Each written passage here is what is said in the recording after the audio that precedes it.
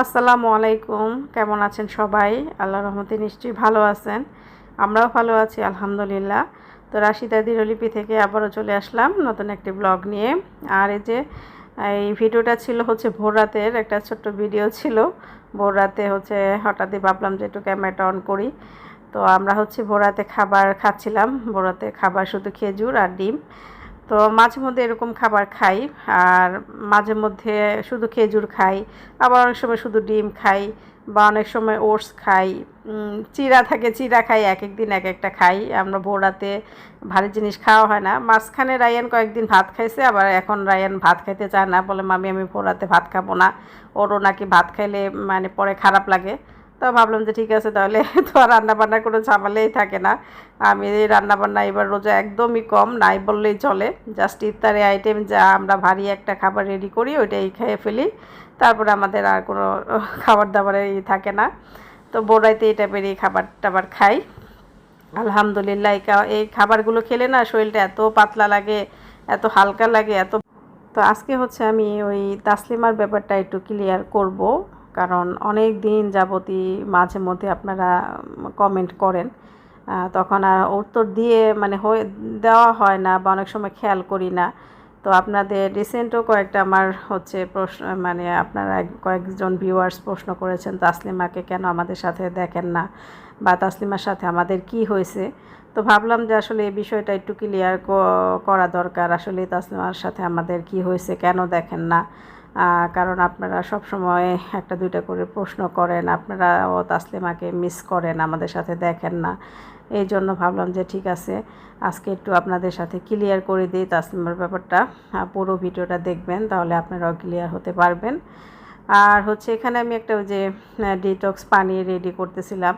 তো একজন আপু রিসেন্টলি মনে হয় কমেন্ট করছিল যে আপু ডিটক্স পানিটা রেডি করলে আমাদের আবার একটু রেসিপিটা দেখায়। এই ডিটক্স পানি আসলে তেমন কিছু না, এটা এখন সবাই কম বেশি পারে। ইউটিউবে সার্চ দিলে অগরহ ডিটক্স পানির রেসিপি পেয়ে যাবেন। এখানে যে কাঁচা হলুদ, আদা, এগুলো না আমি একটু সেচে দিয়ে দিচ্ছি, আপনারা কেটেও দিতে পারেন। আমার কাছে যেভাবে যখন যেভাবে সুবিধা হয় তখন সেভাবেই দিয়ে দিই। তো তারপর বিটরুটটা না থাকলেও চলে, তো কিন্তু বিটরুটটা অনেক উপকার শরীরের জন্য। তো অনেক সময় বিটরুটটা কেটে দেই, আজকে ভাবলাম যে আচ্ছা এটার মধ্যে সেচে দিয়ে দিই, জাস্ট রসটা বের হলেই হবে। আর পুদিনা পাতা, লেবু, শসা, এগুলো আর কি, আরও কিছু আছে, আপনারা দেখতে থাকুন। আর ভাবলাম যেহেতু আসলে এই ভিডিওগুলো অনেক দিনের, কয়েকদিনের মিলিয়ে আর কি একটু একটু ভিডিও করা আছে, ভাবলাম এগুলো দিই আর আপনাদের সাথে তাসলিমার ব্যাপারটাও একটু শেয়ার করি। আর তেমন কোনো ভিডিও নাইও আমার কাছে, করা নাই, কারণ প্রতিদিন ইফতার টিফতারে ওরকম বানানো হয় না। তো রান্নাবান্নাও তেমন নাই, কি আর আপনাদের সাথে শেয়ার করব, তাই না? তো এই একটু ভিডিও ছিল, ভাবলাম যে এগুলো একটু দেই আর আপনাদের সাথে একটু কথা বলি। তারপরে আচ্ছা তাসলিমার ব্যাপারটা বলি, যে তাসলিমার সাথে আসলে আমাদের কি হয়েছে।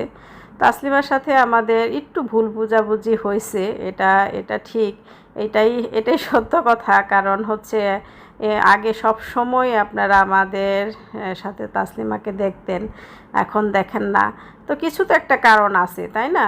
কিছু কারণ না থাকলে তো আর এভাবে একজন মানুষকে আপনারা আমাদের সাথে দেখতে পান না আগের মতো। অবশ্যই আমি যদি এখন একদমই বলি যে না তাসলিমার সাথে আমাদের কিছুই হয় নাই, এমনিই দেখেন না, তাহলে তো এটা আসলে কেউ বিশ্বাসযোগ্য হবে না, আর আমারও একদম একদম কি বলবো, এতটা ইয়েও আমি বলতে পারবো না। তো অবশ্যই কিছু হয়েছে। তো এখানে আবার কি কি দিলাম আমি একটু দেখাই, বলে দিই আবার একটু মুখে। এখানে ওই যে জিরা, মিষ্টি জিরা, আর একটু সামান্য কি জানি বলে মেথি দানা, এটা আমি অপশনালি এটা দেই। কারণ কি ওই যে রোজার মধ্যে তো টুকটাক খাওয়া পরে রাতের মধ্যে সব কিছু খাই, তো পেটে যেন সমস্যা না হয়, হজমের সুবিধা হয়, এই জন্য এই মশলাগুলি আমি ডিটক্স পানিতে ব্যবহার করি। তাহলে হজমের জন্য আপনার ভালো, পেটের যে কোনো সমস্যার জন্যই ভালো। এখানে আমি একটু আমলকিও দিচ্ছি, এটা ফ্রোজেন আমলকি ছিল, আমি একটু সেচে দিয়ে দিচ্ছি। তো এই ডিটক্স পানির রেসিপি, যে আপু দেখতে চেয়েছিলেন, আশা করি আপনি বুঝতে পারবেন। আর হচ্ছে এটা মিনিমাম আপনার 3 ঘন্টা রাখতে হবে আর যে কোনো কাচের পাত্রে। তো 3 ঘন্টা পর আপনি এটা খেতে পারবেন। এখন আপনি যতক্ষণ লাগায় খেতে পারেন। আবার একটু বেশি থাকলে আপনি ফ্রিজে রেখেও তার পরের দিন খেতে পারেন। আমি একদিন বানাই 2 দিন খাই এরকম, আবার মাঝখানে বানানো হয় না। তো এই আর কি। তো আর এখন আচ্ছা বলি, আসলে তাসমিমার সাথে আমাদের একটু ভুল বোঝাবুঝি হয়েছে। কি বলবো, একজন মহিলার কারণে। কি বলবো, ওনাকে আমি আসলে রোজার মধ্যে মুখে মানে খারাপ কোনো ব্যাড কোনো ওয়ার্ড আমার মুখে আসতেছে না। মানে কি বলবো, একজন অভদ্র মহিলার কারণে তাসলিমার সাথে আমাদের একটু ভুল বোঝাবুঝি হয়েছে। তো ভুল বোঝাবুঝি হয়েছে, জাস্ট একটু বলি, একটু সমস্যা হয়েছে আর কি। বললাম যে অভদ্র মহিলার কারণে উনি হচ্ছে যত নষ্টের মূল, আর উনি এই প্যাচগুলি লাগাইছে। তো এখন আমি ওই ডিটেলস বলতে গেলে অনেক কিছু বলা লাগে, অনেক কিছু বলতে হবে। তো আবার এত কথা মনেও থাকে না, কত দিনের কথা। তাই বলে যে আমাদের মধ্যে একেবারে যে মানে মানে একদম কি বলবো, মানে তাসলিমার সাথে যে একটু ভুল বোঝাবুঝি হয়েছে আমাদের সাথে, দেখেন না তাই বলে যে একেবারেই যে আমাদের সাথে সম্পর্ক নাই তেমন না। দেখা সাক্ষাৎ হলে অবশ্যই কথা হয়। যেমন তাসলিমার সাথে ভুল বোঝাবুঝি হওয়ার পর কিন্তু ভাবির আম্মা মানে ফাতেহা ভাবির আম্মা মারা গেছে, তখন কিন্তু তাসলিমা আসছে। তখন কিন্তু আমাদের মধ্যে কথা হয়েছে। ভাবির বাসায় 2-1 বার গেছে, 2-3 বার গেছে, খাবার নিয়ে গেছে। তো তাই বলে যে একেবারেই সম্পর্ক নাই, মানে সেটা বলা যাবে না এই আর কি।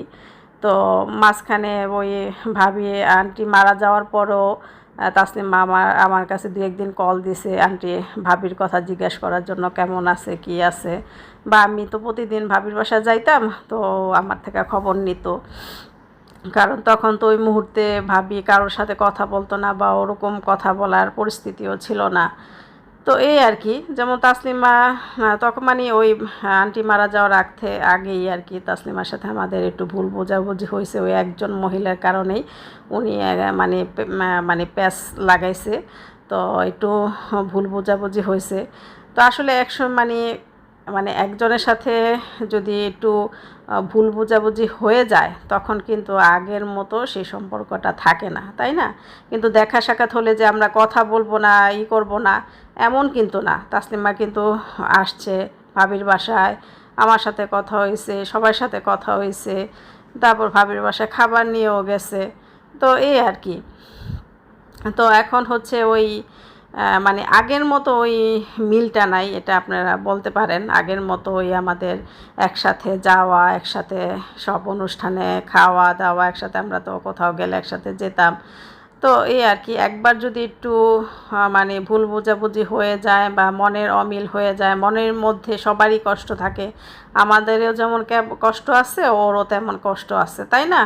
তো আগের মতো আর ওই সম্পর্কটা কিন্তু গড়বে না, আগের মতো ওই সম্পর্কটা হবে না। হয়তো আমরা চিন্তা করতেছি আমরা রাইট, আবার তাসলিমা চিন্তা করতেছে যে না তাসলিমা রাইট। যে কোনো মানে যেই ব্যাপারগুলো নিয়েই হয়েছে না কেন, তো অত ডিটেলস আসলে আমি এগুলি এখন বলতেও পারবো না। আর এত কিছু মনেও নাই যে কোথা থেকে কী হয়েছে না হয়েছে, এত কিছু মনেও নাই, বা এত ঘটনা খুলেও বলা যায় না। তো যেহেতু যেটা সত্য কথা যে হ্যাঁ আমাদের সাথে ওর একটু ভুল বোঝাবুঝি হয়েছে। তো এর জন্য হচ্ছে আপনারা মানে ও একটু দূরে সরে সরে থাকে, আমরাও একটু দূরে সরে সরে থাকি, এই আর কি।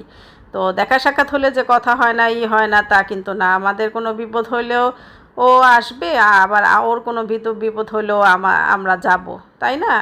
ওরকম একেবারে পরিস্থিতি না যে একেবারেই মানে কেউ না। তো এই আর কি। তো আশা করি আপনারা হচ্ছে এই বিষয়টা নিয়ে অনেক অনেক দিন ধরে কমেন্ট করতেছিলেন, অনেক অনেক দিন ধরেই মাঝে মধ্যে কয়েকজনের রিপ্লাই দিছি। তো ভাবলাম যে না আসলে জিনিসটা একটু ক্লিয়ার করা দরকার। তো বুঝতেই পারতেছেন আপনারা যে আসলে মানে কিছু একটা হয়েছে, যার কারণে আর কি আমরা এখন একটু যার যার মতো সে একটু থাকি, এই আর কি। আগের মতো আমাদের এখন আর ওই যাওয়া আসা কারণ একবার যদি ভেজাল লেগে যায় আসলে তখন আর ওই আগের মতো মিলটা থাকে না, বুঝছেন, এই হলো কথা। তো সবাই দোয়া করবেন, আল্লাহ চাইলে আবার সব আগের মতো হইতেও পারে, হতে কতক্ষণ, তাই না? কিন্তু ওই যে মহিলাটা ভেজালগুলি করছে উনি যে কত বড় গুনার কাজ করছে বা কত বড় মানে কাজ করছে, একজনের সাথে আরেকজনের সম্পর্ক নষ্ট করা যে কত বড় গুনার কাজ, উনি ওটা চিন্তাও করতে পারে নাই। তো এই আর কি। তো উনি আসলে ওনাকে আল্লাহ হাদাত দেখ, ওনার কারণেই আমাদের সবার সাথে তাসলিমা সম্পর্কটা নষ্ট হয়েছে। তো একটু ভুল বোঝাবুঝি হয়েছে, এই আর কি। আসলে আমরা তো এখানে কেউ কারো মানে রক্তের ভাই বোন না, সবাই আমরা একজন আরেকজন এক দেশের বলতে পারেন। তো একজনের কাছ থেকে যদি কেউ একটু মনে কষ্ট পায় তখন আর ওই আগের মতো মনের মিলটা হয় না, তাই না? আমরা তো আপন ভাই বোনেরাও অনেক সময় মনে কষ্ট পেলে অনেক দিন কথা বলি না, বা অনেক দিন যোগাযোগ থাকে না, আবার ঘুরে ফিরে আবার কিছুদিন কষ্ট কম হলে কথা বলি, এরকম আর কি, তাই না? তো এই আর কি, আশা করি আপনারা বুঝতে পারতেছেন। আমি অত একটা ডিটেলস এগুলি বলা যায় না, এই আর কি, বলা ঠিকও না। আর আপনারা একটু ধারণা করে নেন, এই আর কি। আপনারা দোয়া করবেন আমাদের সবাই সম্পর্ক যেন সুন্দর থাকে। আপনার আল্লাহ চাইলে আবার সম্পর্ক ঠিকও হতে পারে, কতক্ষণ লাগে, তাই না? আল্লাহর উপরে সব কিছু। তারপরেও আমরা আসলে সব সময় দোয়া করি, আমরা সব সময় দোয়া করি যেন সবাই ভালো থাকুক, সবাই যার যার মতো সবাইয়ের মতো ভালো থাকুক। আর এই যে হচ্ছে আসলে আগের ভিডিওটা তো চলে গেল, আমি আপনাদের বলতেই পারলাম না। শিউলি হচ্ছে অনেক খাবার পাঠাইছে, শিউলি হচ্ছে ইফতার দিয়ে গেছে ওদিন ভাবির ব্লগে, তো আপনারা দেখছেন ভাবিকে যেদিন দিছে আমাকেও একসাথে দিছে। রায়নের জন্য গেঞ্জি, আমার জন্য 2টা হিজাব, তারপর হচ্ছে শর্মা 3টা, এত বড় বড় শর্মা আনছে। তারপরে যে বিরিয়ানির প্যাকেটটা দেখতেছেন, এটা এর পরের দিনে আবার আর কি এগুলা নামাইছি। তো এত খাবার দিছে, একদিনে খাওয়া তো সম্ভব না। ও যেদিন খাবার দিয়ে গেছে ওদিন আমাদের আরেকটা প্রোগ্রামও ছিল। তো পরের দিন আবার ওর খাবারটাই 2 দিন আমরা খাইছি 2 ইফতারে খাইছি আর কি, এত খাবার। আবার ওই প্রোগ্রাম থেকে খাবার আনছি, 3-4 দিন পর্যন্ত আমাদের কোনো খাবারই রেডি করতে হয় নাই। তো ওই তাই মানে কি বলবো, শিউলি এত এত খাবার দিয়ে গেছে, আলহামদুলিল্লাহ আলহামদুলিল্লাহ। মানে মেয়েটা কি বলবো, একদম পাগল।